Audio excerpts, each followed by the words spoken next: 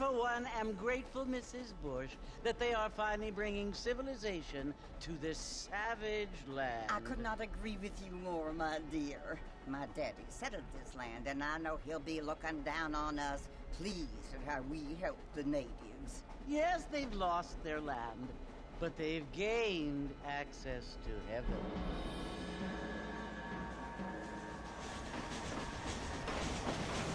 But Father, do you mean unless an innocent receives communion, they're destined to go to hell? That hardly seems fair. What I mean to say, Jenny, is that there is a great deal of difference between an innocent and a savage. I never thought of it that way. Yes, they lived like animals, but they're happier now.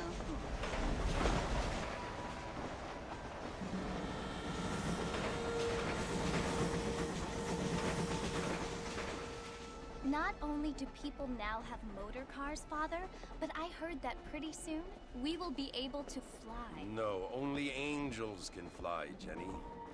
No, apparently people can fly. Didn't you hear? Out in Kansas, a man even got a car to fly. I hardly think so, Jenny.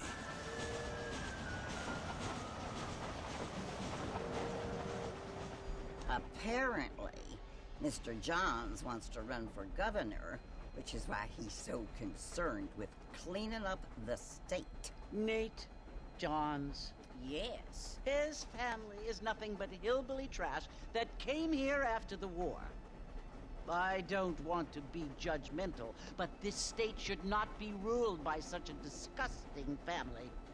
A family without class. Apparently. The Johns family have made a lot of money, and he has a lot of friends in politics. Mrs. Bush, money isn't everything. There are many things that money cannot buy. It seems that money can buy voters, though.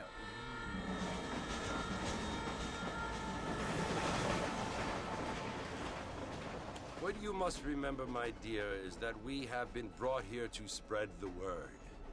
And the word and civilization, they are the same thing. They are the gifts. It is the opportunity we have, the chance to live among people who are decent and who do not kill each other, and who let you worship in peace. It's so confusing, Father. Sometimes I find it impossible to make the distinction between a loving act and a hateful one. I mean, they often seem to be the same thing. Yes, Jenny, it is confusing. But you only have to ask me if you need help. Indeed. Well, here we are, Mrs. Bush. Armadillo.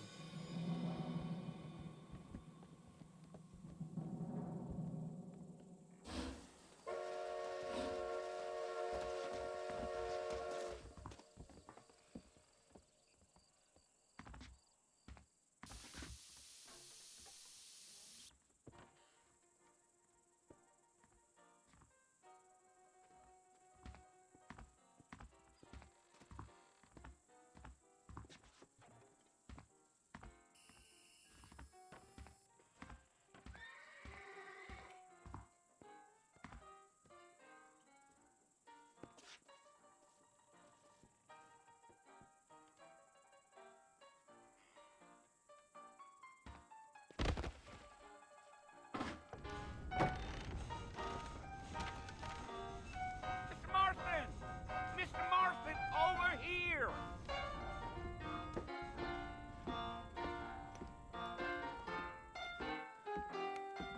You must be John Marston.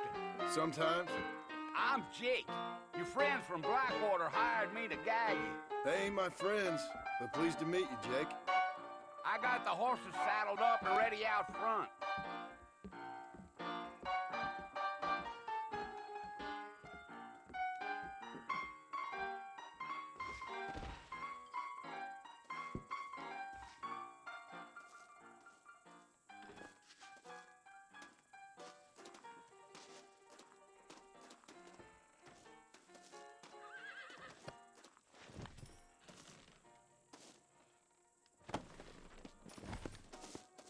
Take it slow on the way out of town. No need to kick up a lot of dust.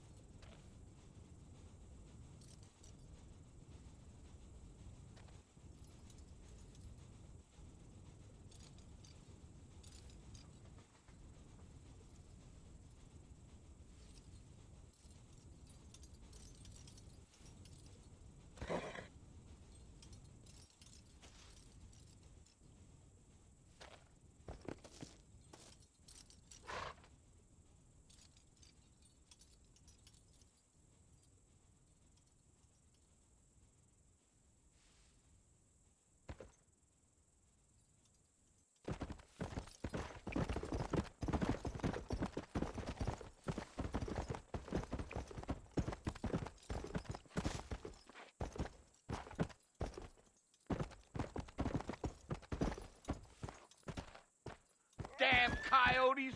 What a waste of good meat. Not far now. You'll see the fort when you get to the top of this hill.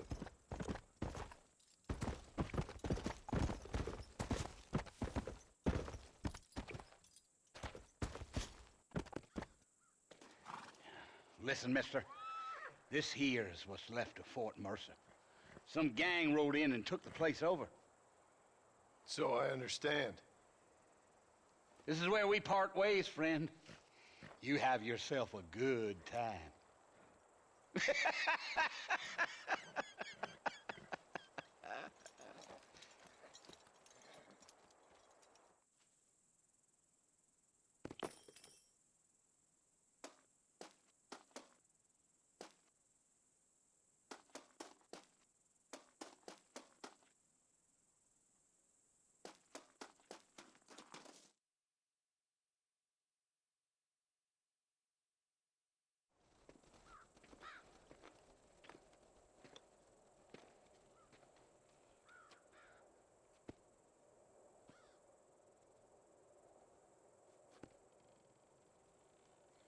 Bill! Bill, I've come for you! Bill Williamson! Come out here right now! Go away now, John. Don't make me kill you. Nobody needs to kill anyone, Bill. You must think I was born yesterday. You always did think I was an idiot. That ain't fair, Bill.